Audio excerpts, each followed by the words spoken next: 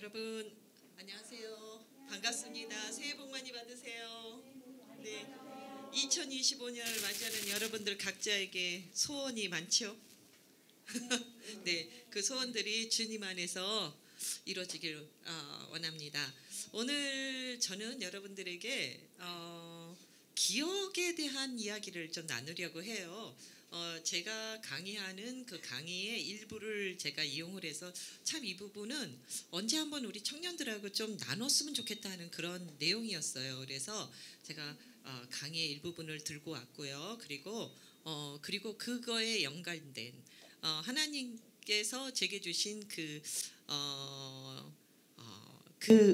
사항과 연결된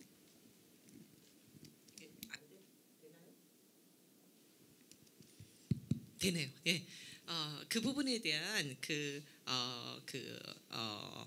말씀과 연관된 부분도 제가 함께 나누겠습니다. 오늘 주제의 그 말씀은 너는 청년의 때에 너의 창조주를 기억하라. 그래서 전도서 11장 1절 말씀이에요. 이 부분은 이따가 다시 나눌 텐데요. 이거 뭐죠? 커피죠. 여러분 커피 좋아하세요? 네, 오늘 그래서 제가 아침에 오기 전에 마트에 들려서 커피하고 잘 어울리는 과자를 좀 몇 가지 사갖고 왔어요. 그리고 여러분 식사하는 동안에 제가 커피도 좀 내려놓고 커피 다 드셨나요? 네. 커피 왜 좋아하세요? 잠깨요. 그러면은 카페인 폭탄이라고 하는 레드불루 그거 레드불인가? 그거 먹어도 될 텐데 커피의 그 향기라든지 이런 거 여러분 좋아하세요? 커피 향 다 좋아하나요? 오케이. 맞아요. 커피 우리나라에서 재배하나요? 커피 안 나요? 제주도에서도 안 나요? 그럼 커피 여러분이 마시는 커피는 어디서 온 건가요? 이디오피아. 그 다음에 또 다른 나라. 브라질. 그 다음에 케냐. 그리고 네? 콜롬비아. 맞아요. 이 나라들이 다 우리나라에서 가까운 나라들인가요? 멀죠. 굉장히 멀죠. 그러면 여러분 아시아권에 있는 나라들 중에서 커피 소모량이 가장 큰 나라가 어느 나라일 것 같아요? 한국. 커피도 안 나는 한국. 네. 아시아권에 있는 나라 중에서 커피를 재배하는 나라가 있나요?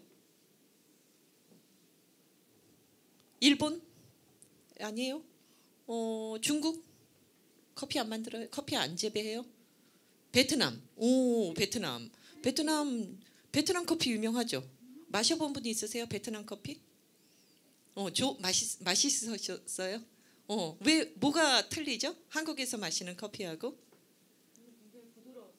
부드러워요. 거기다 뭐 제가 한번 봤는데 거기다가 연유도 넣고 뭐 코코넛 밀크도 넣고 굉장히 다양한 거를 섞어서 라떼처럼 그렇게 만드는데 맛있더라고요. 이 2017년도 그 조사한 바에 의하면은 아시아 국가 중에서는 일본이 커피 소모량이 가장 많아요. 2위는 필리핀, 3위 인도네시아, 4위 베트남, 5위가 한국이에요. 여러분 혹시 아셨어요? 이 필리핀 분들이 커피를 그렇게 좋아하는지? 네. 그래서 전 세계적으로 보면은 유럽, EU라고 하는데 이제 이게 좀 정치적이죠. 네. 그래서 EU가 뭐 10개국 이상이 되는 나라니까 당연히 1등이죠. 2위는 미국, 3위는 브라질, 4위가 일본. 네. 그리고 그다음이 필리핀, 캐나다, 차이나, 중국, 인도네시아. 그러니까 전 세계적으로 보면은 우리나라는 아시아권에서도 5위의 자리를 놓쳤어요. 이제 6위가 된 거예요. 그런데 좀 놀랍지 않나요? 일본이 커피를 가장 많이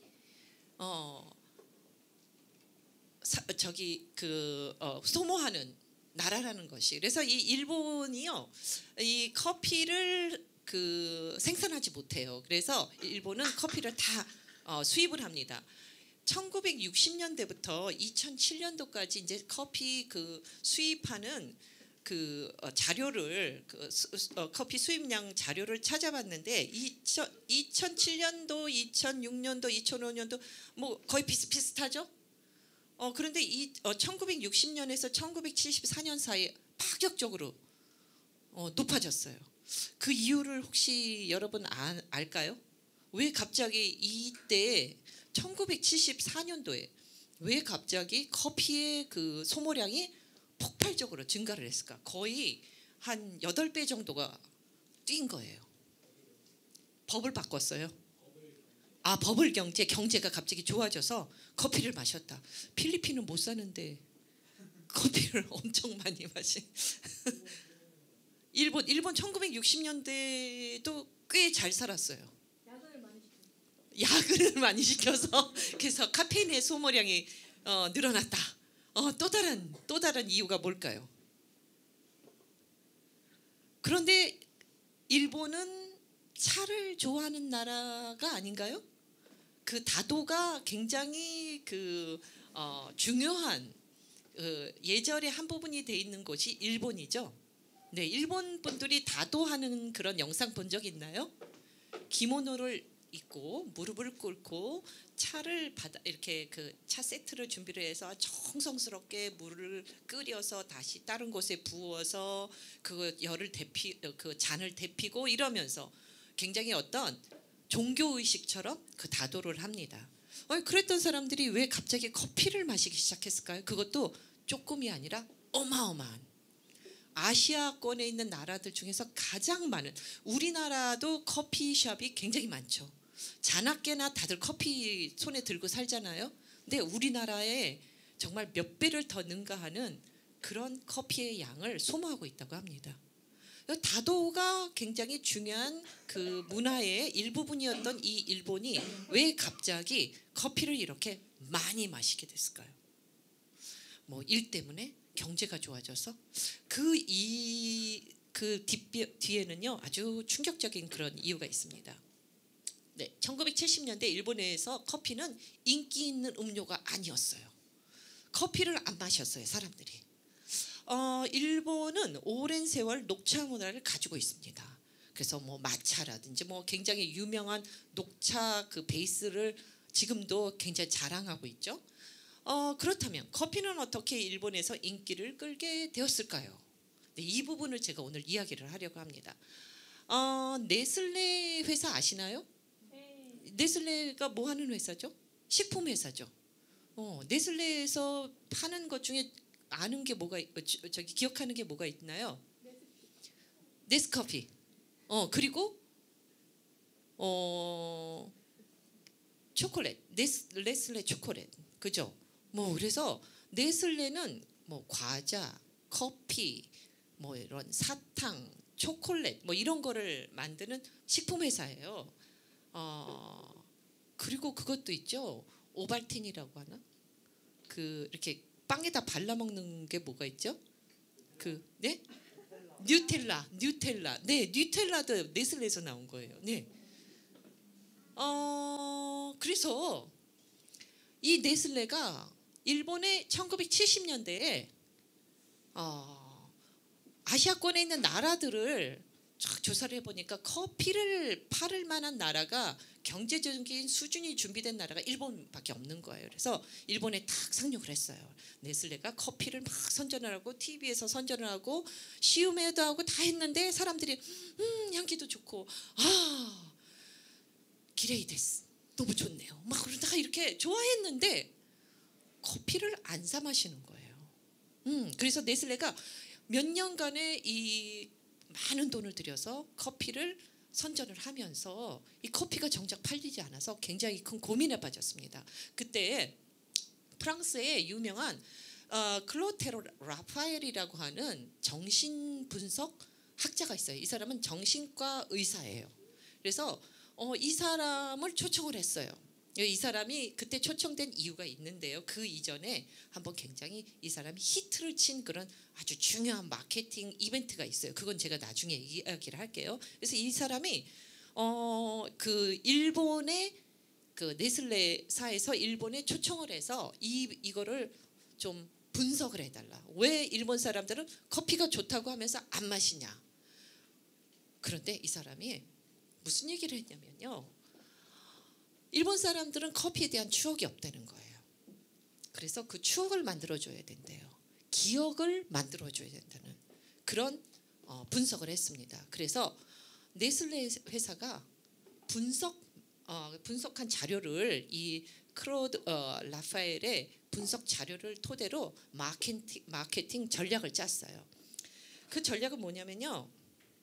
이런 과자들에다가 커피의 향을 집어넣는 거예요. 그래서 우유, 초콜릿, 과자, 추잉껌, 사탕 이런 곳에다 다 커피의 향을 넣어서 새로운 맛을 아이들 때부터 접근을 시키기 시작했어요. 그래서 이 계획은요 한 10년 이상이 걸렸어요. 이것을 실현하기까지. 왜냐하면 5살의 아이가 10대 중반이 되면 벌써 커피의 그 향기를 그리워하기 시작하는 거예요. 그래서 자신도 모르는 사이에 커피를 녹차 대신 마시기 시작하고 커피에 대한 추억이 생기고 커피 향이 온 몸에 젖어들게 한 거예요. 여러분 어렸을 때 커피 사탕 먹었어요? 커피껌 먹었어요? 네, 커피 우유도 마셨죠. 네, 여러분 그 결과입니다. 지금 왜 이렇게 커피에 열광하는지 여러분 모르셨죠? 네, 커피 캔디라든지 커피 껌이라든지 이런 거를 접해보지 않은 사람들은요 커피에 대해서 굉장히 이질감을 느껴요. 이거는 우리 나라에서 나는 토속적인 음식이 아니기 때문에 우리의 선조들도 먹어본 적이 없고 그리고 여러분 자신도 쉽게 먹을 수 없는 음식인데 이 마케팅 전략으로 인해서 아시아권에 있는 대부분의 나라들의 어린아이들이 자라면서 커피의 맛을 알게 됐어요. 그래서 이 사람이 그 클로데 라파엘이라는 사람인데요.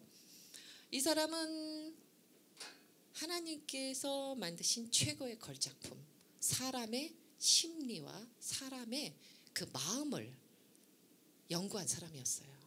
그래서 사람들에게 정말로 중요한 역할을 하는 게 뭘까? 겉에 나타나는 건가? 아니에요.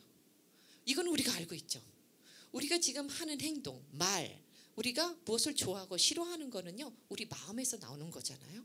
그래서 마음에서 결정이 된 다음에 그 다른 것들이 겉으로 표출되는 겁니다.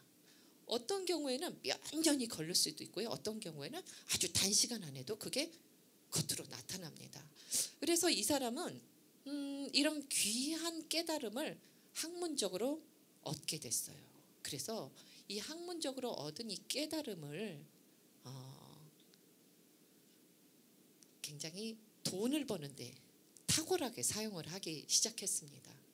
그래서 이 사람은 심리학을 공부한 사람 중에서 가장 탁월하게 돈을 잘 버는 사람이에요. 그래서 기억에 관한 부분을 아주 예리하게 관찰을 하고 그것을 사용을 해서 사람들의 그 전 인생을 바꿔버리는, 사람들이 먹는 것으로 인해서 얼마나 많은 삶이 변화되는지 몰라요. 여러분이 무엇을 먹느냐에 따라서 여러분의 모습도 바뀌고요, 생각도 바뀌고요, 삶의 패턴도 바뀌어버립니다. 그래서 이 먹거리를 이 사람이 이렇게 뒤흔든 그런 굉장히 큰 마케팅의 정말 유명한 그런 이야기로 남게 됐습니다. 이 사람이 또 다른 여러 가지 마케팅 그 이벤트가 있었는데요. 이 책을 읽으시면 The Culture Code, 문화 코드라고 하는 그런 책인데요. 한국에는 이게 번역이 돼 있는지 모르겠어요. 근데 이 사람이 굉장히 유명한 사람이어서 이 사람이 쓴 책들이 일부 번역이 됐을 거라고 봅니다. 그래서 이 책에 보면 여러 가지 이 사람이 한 프로젝트들이 나오는데요. 그 중에 또 다른 것도 제가 잠시 후에 얘기를 하겠습니다. 그래서 네슬레는 일본에서 어린이를 위한 다양한 커피 맛 사탕을 출시하였고, 그로 인해서 갑자기 수많은 아이들이 다양한 종류의 사탕을 통해 커피 맛을 접하게 됐습니다. 그래서 일본에 가면요, 할머니 할아버지들이요, 아침에 집을 나와서 커피숍에 가요. 커피숍에서 커피를 마시면서 신문도 보고요. 그리고 하루를 시작을 해요. 그리고 그 커피를 한 1시간 정도 마시고 그리고 집에 가요. 할머니 할아버지 일이 없으신 분이 집에서 커피를 마시는 거는 만족스럽지 않은 거예요. 다른 사람들하고 다 같이 커피 마셔야 되고 그리고 집에 가요. 이렇게 이제 일본은 아주 어마어마한 커피 왕국이 됐습니다. 우리나라보다 더 엄청난 숫자의 커피를 매일매일 소비하고 있습니다. 우리나라도 아마 이대로 가면은 한 10년 후면은 그렇게 되지 않을까 생각이 들어요. 집이라고 하는 그 차를 보신 적이 있죠? 뭐 영화에서도 보시고 우리나라에도 이거 파는 것 같은데, 이 집이라고 하는 이 차가 처음 출시되었을 때 팔리지가 않는 거예요. 안 팔렸어요. 그래서 이 집 회사의 엑제큐티브들이 임원들이 또 고민을 하기 시작했어요. 왜 우리 차들이 안 팔릴까? 우리 차는 산과 계곡을 다니면서 정말 사막과 도시와 산과 계곡을 다 다닐 수 있는데 엄청난 그 동력을 가진 굉장히 우리 삶을 편안하게 하는 그런 차인데 이게 왜 안 팔릴까? 굉장히 고민을 했습니다. 그래서 또 이 크로테 라파엘을 초청을 했어요. 이 사람이 또 분석을 했어요. 분석을 해서 그 이유를 말했습니다. 그 이유가 뭐였을까요? 왜 이 차종이 안 팔렸을까요? 한번 여러분 그 심리적인 부분을 한번 들어가 보세요. 이 집이라고 하는 이 차는 미국 차죠?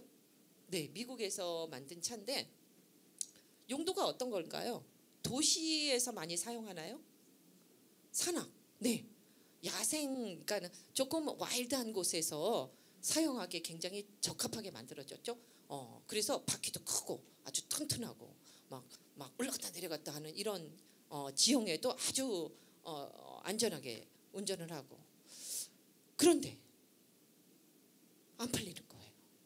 왜 안 샀을까요, 사람들이? 촌스러워서 좀 더 세련되게 만들어야 됐어. 그게 이유였을 것 같다. 또 다른 이유는 무엇일까요? 네? 기름값이 너무 많이 들었어. 그거가 그럴 수도 있을 것 같은데 세계에서 가장 많은 유전을 갖고 있는 나라가 미국인 거 아세요? 미국은 전 세계가 갖고 있는 기름량보다 더 많은 기름을 갖고 있대요. 그래서 이제 트럼프 대통령이 취임을 하면 바이든 대통령 때 그 기름을 시추하는 거를 다 막아버렸어요. 그리고 다른 나라에서 사다가 기름을 썼어요. 굉장히 아주 기가 막힌 그런 비싸게 다른 나라에서 기름을 갖다가 썼는데 트럼프 대통령이 이번에 이제 다시 또 공약으로 기름을 시추하겠다. 그래서 기름값을 절반으로 내려주겠다 했어요. 우리나라도 그래서 기름값이 굉장히 이제 싸질 거예요. 네, 기름값 좋은 시도였습니다. 그거는 아니었어요. 또 다른 게 뭐였을까요? 왜 안 팔렸을까요? 익숙하지 않아서. 뭐에 익숙하지 않았을까요? 차를 모는 게 형태 굉장히 근접한데, 네, 형태의 이야기 맞아요. 그럼 어떤 형태? 뭐가 그렇게 그분들한테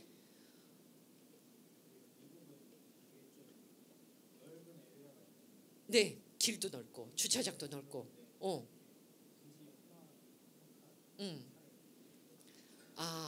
그 길도 좋고 주차장도 좋고 막 넓고 그런데 이렇게 막 러프하게 막 그냥 이런 차를 꼭 살 필요는 없었을 것이다. 근데 또 정작 그곳에서 살고 일하는 사람들은 뭐를 타고 다닐까요? 그러면 말. 제가 그래서 여기다 말을 이렇게 놨죠. 네. 말을 타고 다닐 수는 있을 텐데 뭐 싣고 다니기는 굉장히 어렵겠죠. 네, 말하고 관련이 있습니다. 이름이 약간 얼룩말하고 괜히 안 튼튼할 것 같다. 한번 타보고 그 다음에 안 살 수도 있었을 텐데 잘 모르겠어요. 이 클로드 라파엘이 돈을 번 이유가 있어요. 우리 아무리 지금 막 그냥 머리를 짜내도 잘 연상이 안 되죠. 네, 말하고 연관이 있습니다. 말은 미국 사람들에게 어떤 존재였나요? 서부시대 말. 굉장히 중요한 이동 수단이기도 하고 이 사람의 생명을 보호해 줄 수 있는, 위험이 있을 때 도망갈 수 있게 빨리 도망갈 수 있고, 음식을 빨리 이동시켜서 음식물을 갖다가 가족들을 먹일 수 있고, 사냥을 하고, 이런 것에 대해서 굉장히 중요한 삶의 일부분이었어요, 말은. 그래서 서부 시대 때부터 이 미국이란 나라가 1800년대에 개척을 통해서 나라가 만들어졌는데, 이 사람들의 삶 속에서 말은 굉장히 중요한 그런 재산이었습니다. 그런데 헨리 포드가 자동차를 만들고 나서 이 말이 더 이상 필요하지 않게 됐어요. 그들의 삶 속에서. 그 말 대신에 사람들은 자동차를 사용하기 시작했습니다. 이 집이라고 하는 이 차 회사가 아주 절묘하게 이 서부 개척 시대를 통과해서 살아온 미국 그 도시 사람들이 아닌 그 지방에 사는 아주 몇 시간 동안 사막같이 그런 그 건조한 땅을 건너기도 하고 계곡도 건너야 되고 하는 그런 지역에 사는 사람들을 위해서 이 집이라고 하는 그 차종을 만들었는데, 사람들이 이 차를 안 좋아하는 거예요.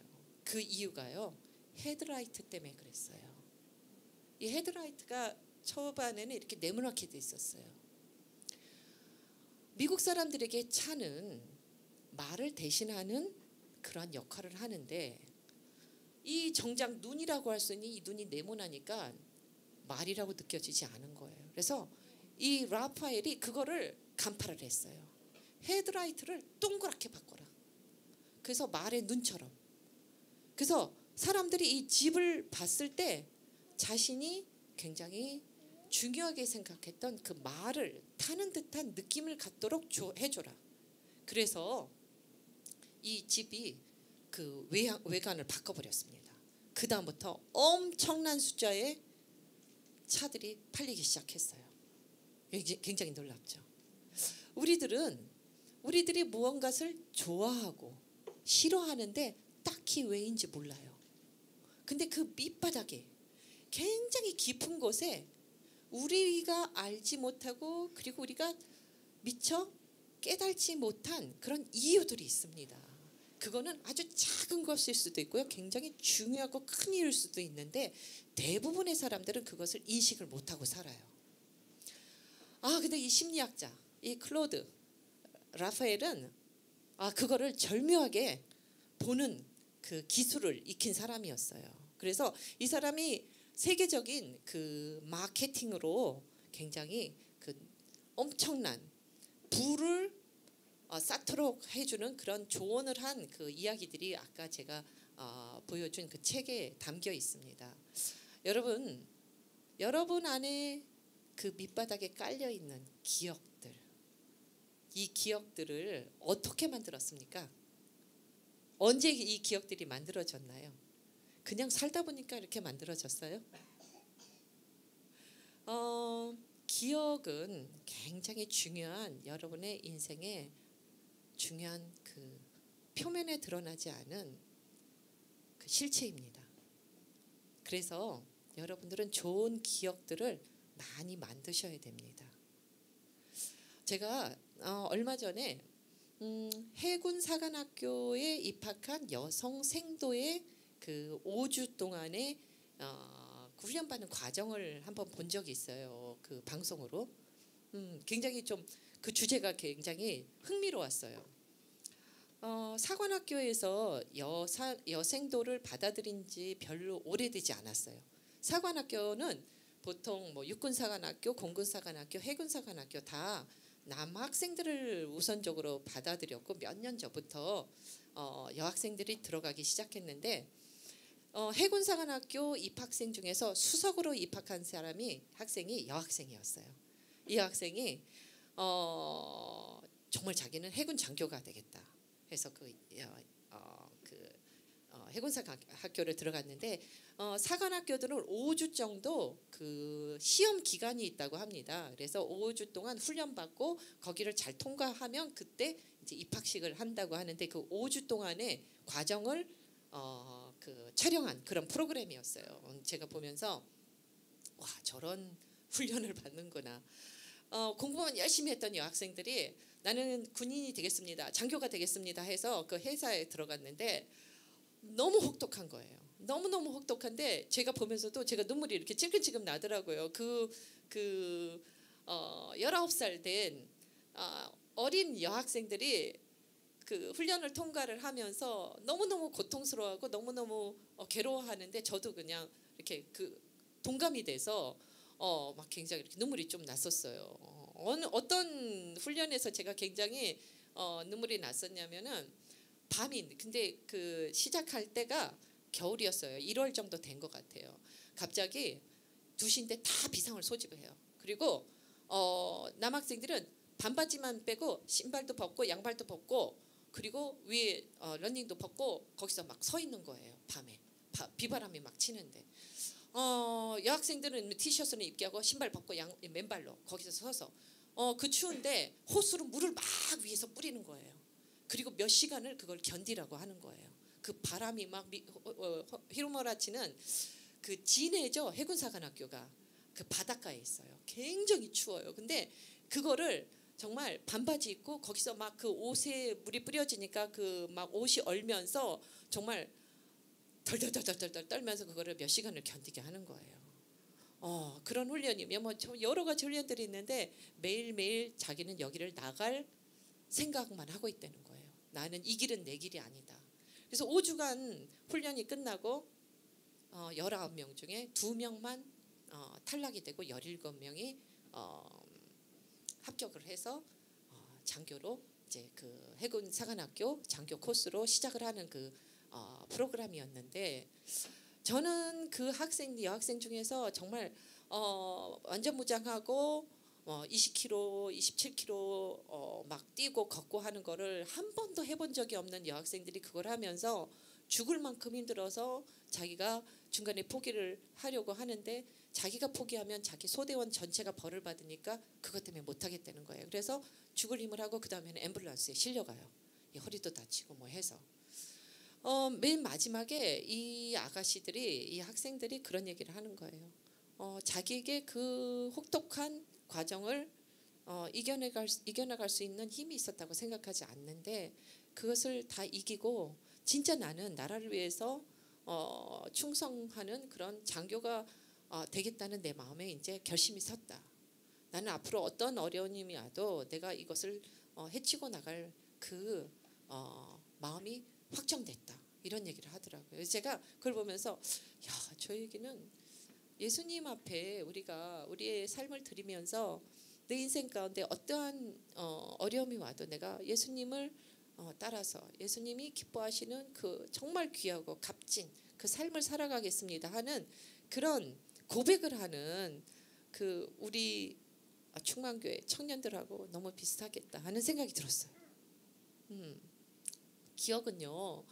이 해군사관학교 이 생도 후보생들이 만약에 편하게 앉아서 수업 듣고 뭐 이론으로 훈련에 관한 이야기 뭐 설명받고 이랬더라면 정말 그 사람의 인생을 바쳐서 내가 이 일을 하겠다는 그런 깊은 결심이 서지 않았을 겁니다. 그리고 그거는 금방 잊혀질 굉장히 가벼운 기억 중에 하나로 남을 겁니다. 하지만 그 추운 새벽에 자기의 동료들과 함께 서서 그 호수로 물뿌림을 당하면서 몇 시간씩 그 추위와 그 바람을 견뎌내면서 내가 무엇 때문에 내가 이것을 하고 있는가라는 그 막 생각을 수없이 했던 그 기억은 인생 전체에 남을 아주 강렬한 그런 기억력이 될 거라는 생각을 합니다. 아마도 이 사관학교에서는 그거를 잘 알기 때문에, 그 심리를 잘 알기 때문에 이런 프로그램도 그 과정 중에 하나로 넣은 것 같습니다. 여러분들은 성경에서 주님께서 기억하라, 명령이죠. 이거는 기억해 부탁하는 게 아니고요, 명령이에요. 성경에서 하나님께서 사람에게 명령을 할 때는요, 해도 되고 안 해도 되는 게 아니라 꼭 해야 되는 겁니다. 이거는 너무 중요해서 하나님께서 하는 것이 좋겠다 이렇게 권유하는 게 아니에요. 꼭 해야 되는 거예요. 이 기억해라 하는 단어들이요 40개 이상 나옵니다. 근데 제가 그래서 몇 가지 좀 왜 안 될까요? 이게 안 넘어가네. 네, 기억해라. 이사야서 46장 9절에 보면 너희는 옛적 일을 기억하라. 나는 하나님이라. 나 외에 다른 이가 없느니라. 나는 하나님이라. 나 같은 이가 없느니라. 그래서 옛적 일을 기억하라고 하세요. 무슨 옛적 일? 무슨 옛적 일? 내 인생 가운데 내가 죽을 만큼 힘들고 내가 너무너무나 어려운 어떤 상황에서 하나님을 의지해서 나왔던 그 일을 기억하라는 거죠. 여러분 인생 가운데 여러분 뭐 이제 뭐 30도 안 돼, 30 넘었죠. 이 짧은 인생 가운데 여러분이 정말 그때 그 생각만 하면 눈물이 찔끔 날 것 같은 그런 스토리가 있나요? 하나님께서는 우리 각자에게 우리 각자가 너무나 멋진 그 인생을 살도록 정말 치밀하게 디자인해 놓으셨습니다. 그 삶을 찾아서 살 수 있는 거는 그 디자인한 분하고 함께 딱 손을 잡고 가야 돼요. 어떨 때는 도대체 나에게는 왜 남들에게는 쉽게 열리는 이 모든 문들이 나에게는 이렇게 어려울까? 왜 내게는 정말 남들이 대부분 갖고 있는 것 같은 그런 게 내게는 없을까? 내게 요것만 조금만 더 있다면 나는 좀 더 삶을 윤택하게 살 수 있을 텐데, 행복하게 살 수 있을 텐데 하는 그런 결핍이 여러분들 안에는 다 있지요. 그런 결핍 때문에 주님 앞에서 열심히 주님한테 묻고, 그리고 주님이 인도하시는 그 길을 막 따라가는 그 여정이 여러분들이 모르는 사이에 여러분 인생 가운데 정말로 여러분의 삶을 이끌고 갈 무섭고 강력한 힘이 되는 그 사실을 여러분 기억을 해야 됩니다. 저는 지금까지 살면서 주님 제게는 왜 그걸 안 주셨어요? 주님 왜 그 조금만 해주시면 되는 건데 그게 왜 안 됐을까요? 하는 그런 결핍들이 있습니다. 그때 주님께 다시 한번 얘기합니다. 주님 그 일로 통해서 저는 주님을 더 구구절절하게 만났네요. 저는 주님을 더 신뢰할 수 있는 그 계기가 됐습니다. 주님 제가 그 일을 잊지 않고 기억하겠습니다. 제 앞에 어떤 어려움이 오더라도 저는 그 일을 기억하겠습니다. 그때 주님께서 얼마나 주님의 그 놀라우신 강한 손으로 팔로 저를 이끄시면서 그 어렵고 힘들었던 시간들을 통과하게 했는지 주님 제가 기억하겠습니다. 너는 기억해라. 내가 애굽 땅에서 종이 되었더니 너의 하나님 여호와가 강한 손과 편팔로 너를 거기서 인도하여 내었나니. 내가 어떤 것에 종이 되었던 그 순간들이 있었습니다. 내 자신은 그게 어떤 혜택이라고 생각하고 내 자신은 이거로 인해서 내 앞날이 더 좋아질 거라고 착각했던 그 자리에 있었어요. 알고 보니 그것은 내가 그것을 하나님보다 더 의지하고 숭배하면서 그 종이 되었던 그 자리였어요. 주님께서 저를 그곳에서 빼내셨어요. 빼내시고 기억해라. 너를 살리고 너를 인도하고 너를 축복하고 너를 이끄는 오직 한 분 하나님이다. 그 세상에 어떤 것도 너의 부모도 너의 남편도 그리고 너에게 그 수많은 좋은 일을 해줄 수 있을 것 같은 어떤 교수도 아니다. 나 하나님이다. 나를 너는 의뢰하고 의지하고 나를 믿고 따라와라 했던 그 일을 저는 기억하고 있습니다. 너는 청년의 때에 너의 창조주를 기억하라. 곧 곤고한 날이 이르기 전에 나는 아무 낙이 없다고 할 해들이 가까이 오기 전에. 무서운 말이죠. 청년의 때에 하나님을 기억하라 하세요. 왜 청년의 때일까요? 여러분들이 순수하게 여러분의 인생 가운데 타협을 시작하지 않은 수많은 것들이 여러분을 얽매이기 전에 하나님을 의지하고 하나님 앞에서 결단하는 그 시간을 가질 수 있는 아주 짧은 시간이기 때문입니다. 여러분이 나이가 점점점 들어가고 여러분의 삶에 더 많은 어떤 무게들이 생기기 시작할 때 주님 앞에 가볍게 나와서 주님, 제가 주님 것입니다. 제가 주님을 위해 살겠습니다. 할 수 있는 이 결단을 하기가 너무나 어려워집니다. 왜냐하면 주님 아시죠? 주님 이해하시죠? 제가 이런 이유가 있습니다. 라고 주님 앞에서 막 타협을 하려고 애를 쓰게 될 것이기 때문입니다. 여러분의 인생 가운데 이제 여러분은 많은 일들을 보게 되고 맞이하게 될 거예요. 전도서에 나온 이 이후에 12장 1절 이후에 나온 말씀들을 계속 읽으면 여러분 놀랄 거예요. 너무나 무서운 말들이 계속 전개되고 있습니다. 꼭 우리의 정말 말세에 보게 될 그 시간들처럼 전도서의 저자는 우리가 맞이할 그 말세의 시간을 보고 했는지 아니면 각 개인이 맞이할 그 각자의 인생 가운데 펼쳐질 그 힘겨운 싸움을 이야기한 건지 저는 자세히 모르겠습니다. 하지만 여러분 인생 각자에게 다가올 정말 어떻게 이것을 내가 쉽게 놓고 가볍게 주님, 제가 주님 것이기 때문에 저는 주님이 기뻐하신 대로 따라가겠습니다 할 수 있는 그런 선택을 할 수 있는 그런 상황들이 결코 쉽지 않을 겁니다. 그때에 여러분 기억할 수 있는 그 기억이 여러분들을 주님께로 다시 훅 잡아다 놓을 거예요. 내가 그때 내가 만났던 주님께서 내게 약속하셨던 그 주님께서 그 하셨던 그 말씀 나 오늘도 믿습니다. 오늘도 붙잡습니다. 그래서 나는 주님으로 나갑니다. 내 눈앞에 내 주변에 수많은 것들이 저에게 너는 틀렸고 이것이 다 맞다고 이야기할 때 그때도 나는 주님의 말씀으로 주님께서 하신 그 말씀 때문에 저는 믿고 나갑니다. 예전에도 있었고 지금도 계시고 앞으로도 계실 그 주님을 제가 믿기 때문입니다. 여러분 오늘 여러분 인생 가운데 내게 부족하다고 느껴지는 그리고 내게 열리지 않는다고 생각하는 그 문들 때문에 주님 앞에 몸부림을 치고 주님 앞에 열심을 다해서 간구하고 그리고 주님의 시간을 기다리며 여러분들이 얼마나 멋있게 준비되어지고 있는지 여러분은 그 큰 사진을 보지 못할 수도 있습니다.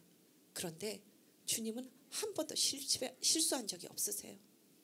내 인생의 실수라고 내 인생의 정말 이거는 내가 감추고 싶은 오점이라고 생각할 수 있는 그런 부분들까지도 주님께서는 다 계산하셨습니다. 여러분들이 얼마나 겸손하게 내 눈에 보이고 내 귀에 들리고 온 세상이 말하는 그것이 틀리고 주님께서 작은 목소리로 내게 말하시는 그 말씀이 진짜라는 그 고백을 할 수 있도록 여러분의 그 마음을 계속 기경하시는 겁니다. 겸손은요 내 생각을 내려놓고 주님이 생각이 옳습니다라고 어떤 상황에서도 고백하는 것이 겸손입니다.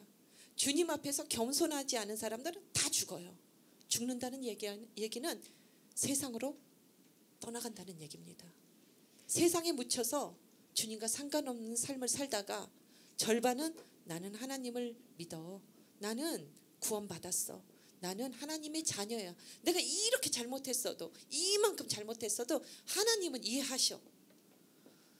물론 하나님께서 다 이해하십니다. 하지만 여러분에게 주신 그 한 번의 귀한 인생을 주님께서 준비하신 그 방법으로 멋지게 정말로 너무나 귀하게 살 수 있는 그 기회들을 다 잃어버린 다음에 너무나 부끄러운 모습으로 주님 앞에 서는 것을 원치 않을 거라고 저는 생각합니다. 이제 세상은 더 강렬하게 여러분들에게 다가올 거예요. 더 집요하게 여러분들에게 네가 믿는 것이 가짜고 우리가 진짜야. 이것 봐라. 이렇게 많은 사람들이, 이렇게 많은 교인들이 예배를 드리면서도 적당히 하나님과 세상에서 잘 살고 있지 않니? 너도 이렇게 와 라고 여러분들을 막 끌어당길 거예요. 그때 여러분 안에 계신 성령님께서 하시는 그 아주 작은 음성을 들을 수 있는 그런 기억이 없으면은 여러분은 그냥 쓸려가게 될 겁니다. 그래서 오늘 이 자리에서 매 주일마다 여러분이 여러분 인생 안에 있는 여러 가지 그 일들, 그 질문들로 인해서 주님 앞에 정말 달려나가시는 그 시간들이 있다면 복되고 복된 시간입니다. 여러분 인생에 매일매일 내 삶을 아이고 너무 편하고 너무 즐거워서 내 삶이 매일매일 이렇게 됐으면 좋겠다고 생각한다면 네가 선 줄 알면 넘어질까 조심하라고 하신 주님의 말씀을 기억하기 바랍니다. 그래서 여러분 저를 비롯해서 여기 있는 모든 청년들 매일매일 주님 앞에 붙들고 나가는 그 기도 제목 있죠. 그거 갖고 주님께 더 간절하게 주님께 나아가기 바랍니다. 주님은 여러분들이 2시간 3시간씩 엎드려서 기도하는 것을 기도라고만 받지 않아요. 어느 날 갑자기 내가 버스를 타고 가다가 무엇인가를 보면서 주님이 갑자기 주님의 임재함을 느끼면서 그 안에서 주님 제가 그 일이 또 생각이 나면서 주님 제 안에 또 간절하게 주님 앞에 나갑니다. 이 일을 해결해 주실 분은 주님밖에 없습니다. 제 인생을 주님께서 사용하십시오. 저를 사용하십시오. 제게 건강과 제게 지혜와 제 교육과 모든 것을 주셨습니다. 이것을 다 사용하십시오. 주님 제가 내일 무엇을 하든지 모레 무엇을 하든지 내년에 무엇을 하든지 주님께서 준비해 놓으신 그 계획을 제가 다 저는 순복하고 기쁨으로 받아들이겠습니다. 제게 말씀하시옵소서. 제게 보여주시옵소서. 주님의 길을 제가 가겠습니다. 주님의 길이 최고고 주님의 길이 가장 귀한 것을 저는 믿습니다. 왜냐하면 주님은 좋으신 분이시기 때문입니다. 이런 고백들이 주님께 드려진다면 그 자리에서 천국으로 주님과 직접 이어지는 그 예배를 드리고 있는 겁니다. 기도를 드리고 있는 겁니다. 그래서 수시로 주님을 묵상하세요. 수시로 주님을 온 힘을 다해서 붙잡기 바랍니다.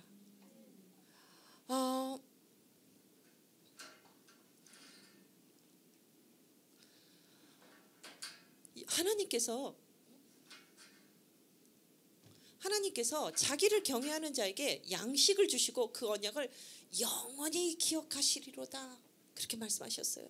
양식? 여기서 양식이라고 얘기했지만 여러분 사는데 필요한 모든 것을 얘기하는 겁니다. 그것을 주시고요. 주님은 여러분이 이 땅에서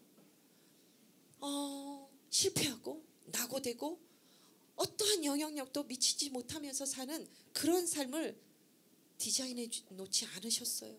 여러분은 여러분 각자에게 주신 어떠한 준비되는 시간들이 필요합니다. 그 시간들을 통과를 했을 때 그 해군사관학교 예비 생도들이 그 혹독한 훈련을 받으면서 자신들이 그 가야 될 그 앞날을 준비했던 것 이상으로 하나님께서는 여러분들이 이 땅에 사는 동안 많은 사람들에게 선한 영향력을 미치고 그리고 빛을 나타내면서 하나님의 자녀로서 정말 귀하고 멋있게 살 수 있는 그 모든 준비를 해놓으셨습니다.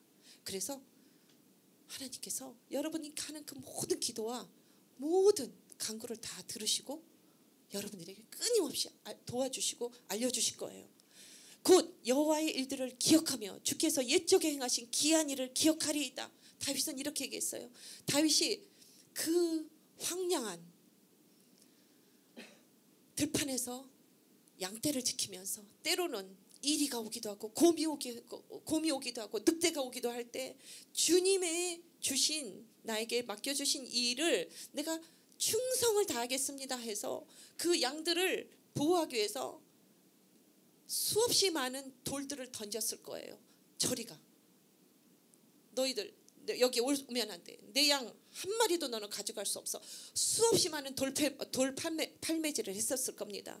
때로는 주님께서 주시는 그 울분으로 그 이리의 입을 찢어버리는 그런 힘을 발휘했을 수도 있고요. 그때 다윗은 그 수많은 시간들을 주님 앞에 있으면서 주님께서 주셨던 수많은 그 은혜들과 그리고 약속들 그리고 그 모든 그 승리했던 작은 에피소드들을 다 기억하고 다윗이 평생 주님 앞에 앉아있는 그 자리로 늘 어느 곳에서 죄를 짓고 실수했을지라도 다시 돌아오는 그 길로 인도함을 받았습니다. 여러분들, 우리는 수없이 많은 실수도 하고 잘못된 판단도 합니다. 하지만 중요한 것은 우리가 주님을 바라고 주님 앞에 있을 때 다시 그 길을 찾아 돌아오게 됩니다. 보혜사 곧 아버지께서 내 이름으로 보내실 성령, 그가 너에게 모든 것을 가르치시고 내가 너에게 말한 모든 것을 생각나게 하시리라. 여러분, 주님께서 하늘나라로 가시면서 그러셨죠.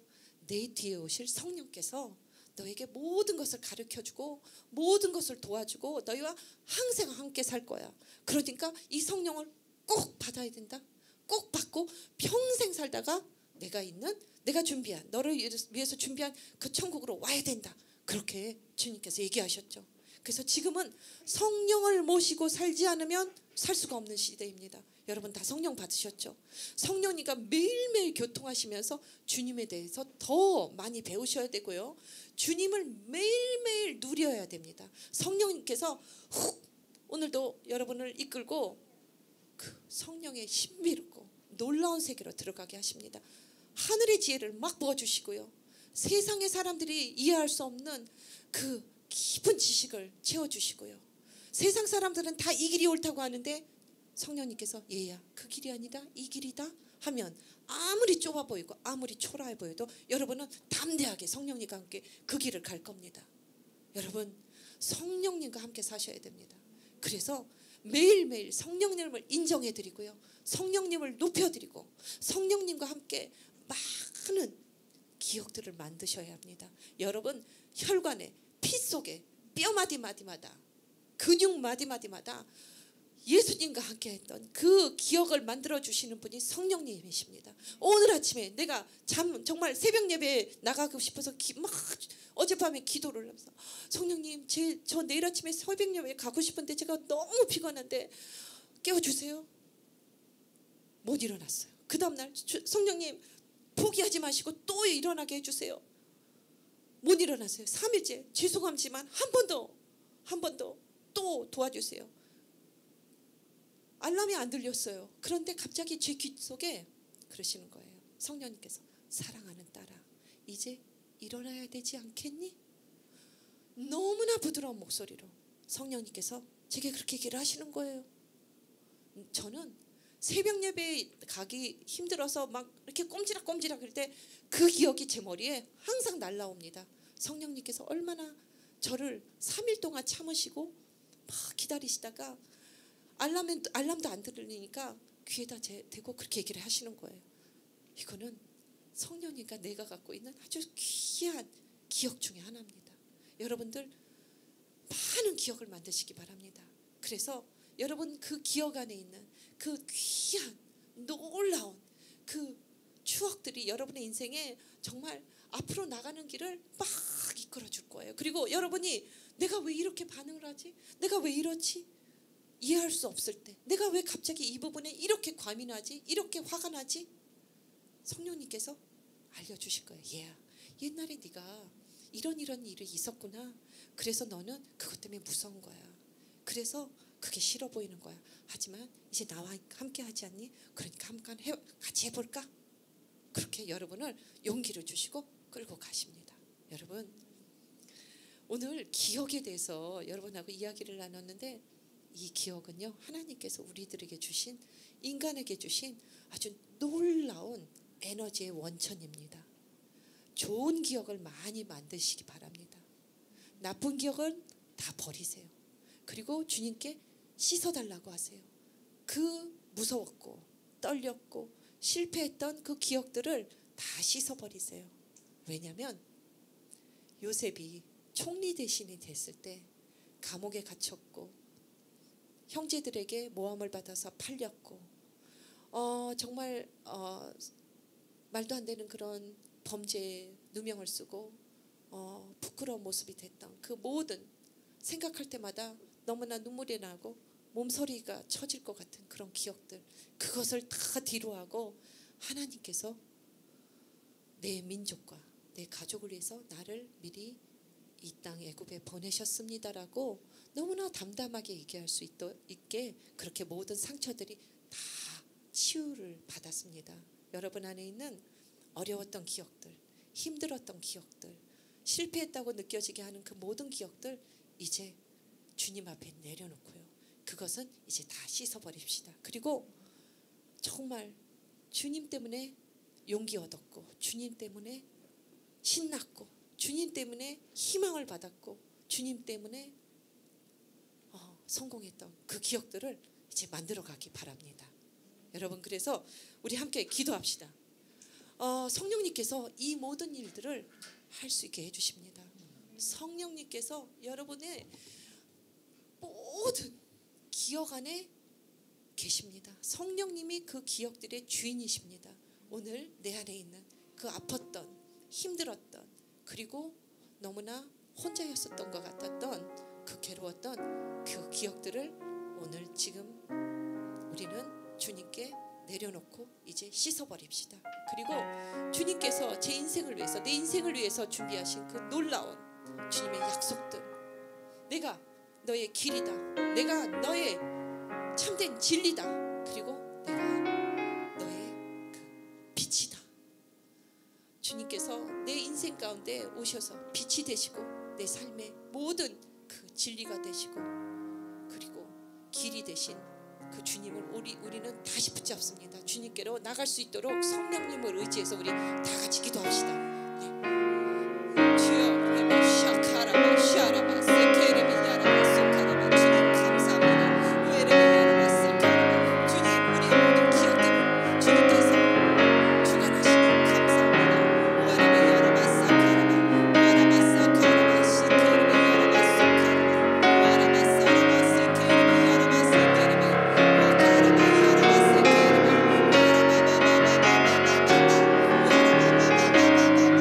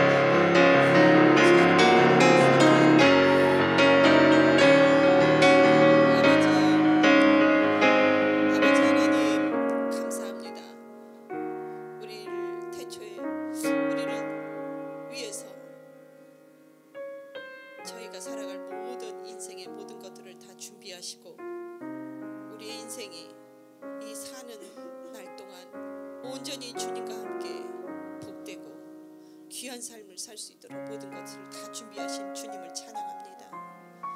저희들이 준비되어야 되고 저희들이 주님 앞에 겸비되기 위해서 저희들이 지나고 있는 이 사망의 음침한 골짜기 같은 이 시간들로 인해서 주님 앞에 감사를 드립니다. 제 생각을 내려놓고 주님의 생각을 가장 귀하고 완전하신 생각으로 전심으로 기뻐하며 받을 수 있는 그 마음으로 바꿔주셔서 감사합니다. 저희들의 인생 가운데 있는 그 결핍들과 그 안타까움들로 인하여서 저희들이 눈물 흘리고 주님 앞에 애통한 마음을 가졌던 그 시간들을 주님께서 보셨습니다. 주님, 그 시간들로 인해서 저희들이 참된 겸손한 자가 될 수 있는 그 훈련을 받게 해주셔서 감사합니다. 저희들 인생 가운데 일어나는 모든 일들을 이끄시고 주장하시고 이루시는 분은 오직 한 분 예수님이십니다. 우리들의 삶의 주인이 되어 주셔서 감사합니다. 성령님, 매일매일 저희 청년들에게 저희에게 함께하여 주시고 우리의 삶을 예수님을 더 잘 따라갈 수 있도록 도와주세요. 하늘의 지혜를 주시고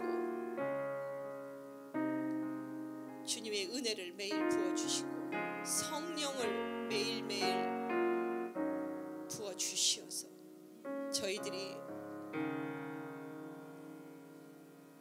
주님께서 기뻐하시는 그 삶을 살아갈 수 있도록 은혜 주시기를 원합니다. 이 시간 이곳에 있는 모든 사람들의 머리 위에 거룩하신 주님의 그 손을 얹어 주십시오. 안수하여 주십시오. 매일매일 기도의 시간에 주님께서 찾아와 주시고 그리고 말씀해 주십시오. 인도해 주십시오. 우리를 위해서 모든 것을 다 버리신 생명까지도 버리시고 우리를 위해서 주님께서 주님의 그 사랑을 확증하신 그 은혜를 감사를 드립니다. 저희도 주님을 사랑합니다. 감사합니다. 예수님의 이름으로 기도드립니다.